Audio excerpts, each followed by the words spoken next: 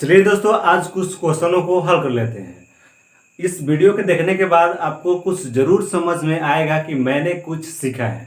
First question हमारा है कि ये क्रीटो मलेशिया क्या होता है। तो क्रीटो मलेशिया जो होता है यह एक डिजीज होता है, यानी रोग होता है, और यह आंखों के कॉर्निया वाले भाग को प्रभावित करता है। देखिए, ये आगे वाला उठा हुआ भाग दिखाई दे रहा है मेरी आंखों में आप लोगों को ये उठा हुआ भाग दिखाई दे रहा है, वह होता है कॉर्निया। और इसी से लाइट जो होता है एंटर करता है। यह प्रकाश को नियंत्रित करने का काम करता है ये कॉर्निया, और यही अनियंत्रित हो जाता है, अनबैलेंस हो जाता है, छोटा बड़ा होने लगता है, तो अब उससे बोलते हैं हम लोग क्रेटो मलेशिया। देखिए यहाँ पर आंख वाले चैप्टर जब हम लोग पढ़ेंगे तो बहुत अच्छे ढंग से उसको समझेंगे। और इसका आकार अनियंत्रित कैसे हो जाता है, क्योंकि आप लोग 10th क्लास में पढ़े ही होंगे कि हमारे आंखों में दो लिक्विड भरा होता है, एक कॉर्निया और एक आइरिस के बीच जो भरा होता है उसको बोलते हैं एक्वस ह्यूमर और रेटिना, तथा ये कॉर्निया वाले पार्ट के बीच में जो भरा होता है उसको बोलते हैं विट्रस ह्यूमर। हिंदी में एक को जलीय द्रव और एक को कचाप द्रव बोलते हैं। और इसी के अनबैलेंस हो जाने के कारण, इस द्रव के अनबैलेंस हो जाने के कारण हमारी कॉर्निया जो होती हैं वह थोड़ा सा बड़ी छोटी होने लगती हैं, और वह होता है क्रेटोमलेशिया। एक और क्वेश्चन एग्जाम में आता है कि नेत्रदान करते वक्त हम आंख के किस भाग को दान करते हैं, तो हमारी कॉर्निया को ही। और आंखों में आप लोग जानते हैं दो प्रकार के सेल होते हैं, एक रोड सेल, एक कोन सेल। जब आंख का चैप्टर हम लोग पढ़ेंगे तो बहुत अच्छे ढंग से समझेंगे। जब एक आंख का वीडियो स्पेशल डाला जाएगा तो उसमें बहुत अच्छे ढंग से आप समझ जाएंगे कि किसके कारण निकट दृष्टि और किसके कारण दूर दृष्टि दोष होता है। बिल्कुल रटना नहीं पड़ेगा, बिल्कुल अच्छे ढंग से एक ट्रिक के द्वारा आप समझ जाएंगे, तो बने रहिएगा इस पर। ये सेकंड नंबर देखते हैं कि कैल्सीफेरॉल क्या होता है। कैल्सीफेरॉल नाम तो सुने होंगे।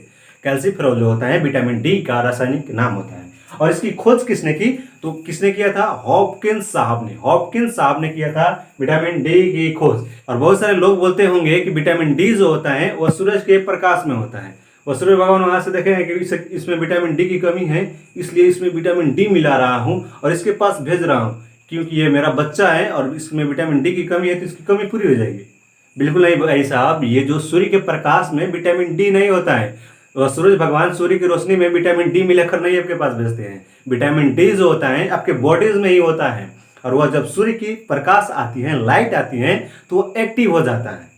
ठीक है, हमारी बॉडी में पहले से ही भरा होता है, और जब सूर्य की प्रकाश इस पर आता है तो सूर्य की प्रकाश की उपस्थिति में अभिक्रिया करके यह एक्टिव हो जाता है। तो हमारी बॉडी में पहले से ही विटामिन डी होता है। विटामिन डी जो होता है दो प्रकार से होता है, एक D2 होता है, एक D3 होता है। D2 को बोलते हैं इर्गो कैल्सीफेरॉल। लाइन यार क्या कर रहा है, तो कुछ कारणों से इस वीडियो को रोक दिया गया था। 2-3 दिन बाद फिर से यहाँ पर रिकॉर्ड कर रहा हूँ, कुछ काम था। तो यहाँ पर देखिए D2 होता है जिसको एरिगो कैल्सीफेरॉल बोलते हैं, क्योंकि कैल्सीफेरॉल इसका रासायनिक नाम ही होता है। और फिर D3 इसका प्रकार होता है जिसको कोलो कैल्सीफेरॉल बोलते हैं। ठीक ना। विटामिन डी की कमी से जो बच्चों में रोग होता है उसको बोलते हैं रिकेट्स, या हड्डियों कमजोर होने लगती है। बच्चों देखे होंगे किसी किसी की, देखिए इस इमेज को देखिए, यहाँ पर डिजिटल बोर्ड खराब हो गया क्या, देखिए इस इमेज को। तो क्या होता है, बच्चे की जब हड्डियां कमजोर हो जाती हैं तो उसको बोलते हैं रिकेट्स। और बूढ़े और जो एडल्ट होते हैं उसकी हड्डियां, एडल्ट की हड्डियां जब कमजोर होती हैं, उसमें छेद होने लगता है, तब वह होता है ओस्टिमलेशिया। आप लोग याद कैसे करेंगे, बहुत ही सिंपल। देखिए छोटा वर्ड तो छोटा में होने वाला रोग, बड़ा वर्ड बड़ा में होने वाला, यानी छोटा वर्ड है तो बच्चा में होगा रिकेट्स, ये बड़ा है तो बड़ा में होगा, जिसको बोलेंगे ओस्टिमलेशिया। यानी बच्चों की हड्डियां कमजोर होगी तो उसमें होगा रिकेट्स, और बड़ों में जब हड्डियां कमजोर होगी तो उसमें होगा ओस्टिमलेशिया। ठीक है। थर्ड नंबर हमारा क्वेश्चन है कि बड़ी आंत का काम क्या होता है। बहुत ही महत्वपूर्ण है बड़ी आंत का काम। देखिए आंत हम इंसान में दो होता है, एक छोटी आंत होता है, एक बड़ी आंत होता है। छोटी आंत को 3 भागों में डिवाइड करते हैं हम लोग। यहाँ पर छोटी आंत को 3 भागों में डिवाइड करते हैं, जिसको बोलते हैं, एक होता है डेडूनम, एक होता है इलियम। स्पेलिंग इधर उधर हो सकता है, डेडूनम, इलियम, और एक होता है जेजुनम।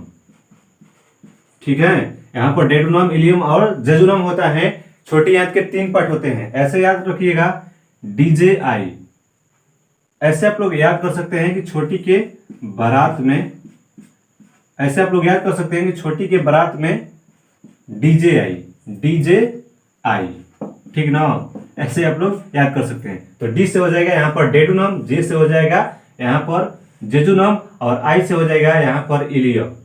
आई या ई होता है, यहाँ पर आई से हो जाएगा इलियम, ठीक ना। डेडुनम, जेजुनम और इलियम, यहाँ पर छोटी आंत के तीनों भाग कंप्लीट हो गया हमारा। बड़ा वाला भाग जो होता है वो डेडुनम वाला होता है, ठीक ना। डेडुनम छोटी आंत में सबसे बड़ा भाग होता है, और छोटी आंत का भी ऑब्जर्वेशन करने की प्रक्रिया होती है। हमारे बॉडीज में वेस्ट मटेरियल होता है, उसमें से पानी का अवशोषण। क्या हो रहा है यार, ये लाइन भी परेशान करके रखा है। और अगर कोई पूछे कि छोटी आंत की लंबाई मांसाहारी में बड़ी होती है या छोटी होती है, तो बताइएगा कि शाकाहारी से मांसाहारी में छोटी आंत की जो लंबाई होती है ना, छोटी होती है। क्यों क्यों क्यों, यहाँ पर देखिए, क्योंकि छोटी आंत का काम होता है पानी का अवशोषण तथा सेलुलोज का पाचन कराना। सेलुलोज, अब ये सेलुलोज क्या होता है, तो सेलुलोज जो होता है ना, वो घास फूस में शाकाहारी में ज्यादा पाया जाता है, इसीलिए ये छोटी आंत पचाता है, तो छोटी आंत की लंबाई शाकाहारी में क्या हो जाती है, बड़ी हो जाती है, और मांसाहारी में वो सेलुलोज का ज्यादातर सेवन नहीं करता है, इसीलिए छोटी आंत उसमें भगवान जो है कम बनाया है, तो या इसीलिए उसमें छोटी आंत की लंबाई क्या कर दी है, छोटी कर दी है, क्योंकि सेलुलोज ज्यादा खाता भी नहीं है, आवश्यकता होती है, उसको बना दिया गया है छोटी आंत की लंबाई को, ठीक है।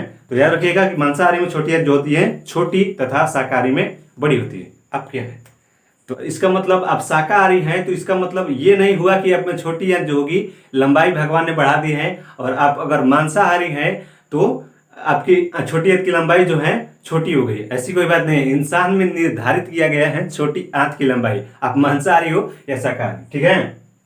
और बड़ी आंत के बारे में यहाँ पर बात कर रहे थे, कहाँ चले गए हम लोग, छोटी आंत के बारे में जान गए।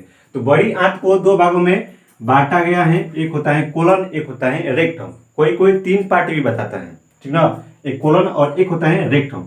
हिंदी वर्ड मत पढ़िए, क्योंकि ज्यादातर इंग्लिश में ही वर्ड पूछे जाते हैं, हिंदी में ही लिखा रहता है कोलन और रेक्टम, रेक्टम, ठीक ना, कोलन और रेक्टम। तो याद रखिएगा, ये से कारे कारे याद रख सकते हैं आप लोग, का अरे वर्ड, तो कोलन एक हो जाएगा, एक रे से रेक्टम हो जाएगा, ठीक है। तो हमारा है कि ह्यूमन ब्रेन का हार्ड डिस्क किसे कहा जाता है।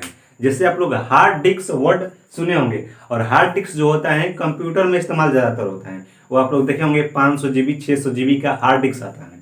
तो ह्यूमन ब्रेन का हार्ड डिस्क किसे कहते हैं, तो यहाँ पर देखिए ह्यूमन ब्रेन को 3 पार्ट में डिवाइड किया गया है, आप लोग तो जानते होंगे 3 पार्ट, ये 3 पार्टों में डिवाइड किए गए हैं। कौन कौन, हिंड ब्रेन, मिड ब्रेन और फोर ब्रेन, यानी अग्र मस्तिष्क, पश्चिम मस्तिष्क और मध्य मस्तिष्क। और यहाँ पर एक सेरिब्रम होता है, सेरिब्रम जो होता है हमारे माइंड का सबसे ज्यादा भाग होता है किसका, सेरिब्रम का ही। और सेरिब्रम जो होता है 2 पार्ट में डिवाइड होता है, ठीक ना। ये माइंड जो होता है 2 पार्ट में डिवाइड होता है, सेरिब्रम। और वही सेरिब्रम में ये सभी देखिए, यहाँ पर जब हम माइंड चैप्टर पढ़ेंगे तो बहुत अच्छे ढंग से समझेंगे।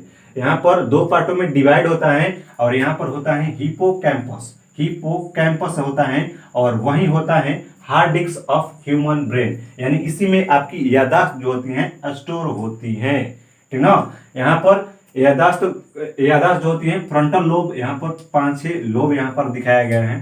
फ्रंटल लोब होता है, उसमें होता है याददाश्त कंट्रोल। यहाँ पर पेरियोटल होता है, वह कराता है कैलकुलेशन, यानी मैथ रीजनिंग आप लोग पढ़ते हैं, तो ये पेरियोटल लोब जिसका संधार होगा उसका मैथ कैलकुलेशन जो होगा संधार होगा, मेरा नहीं है। यहाँ पर देखिए ये फीलिंग कंट्रोल करता है ओसिपिटल, ये जो पार्ट होता है ना, ये सेरिब्रम का पार्ट है, सेरिब्रम का पार्ट है, और इसे 2 भागों में डिवाइड किया जाता है ना, वहीं दोनों को सटाकर कोपस कैलोसिस जिसको बोलते हैं, उसी को सटाकर यहाँ पर रचना बनाया गया है, ठीक ना।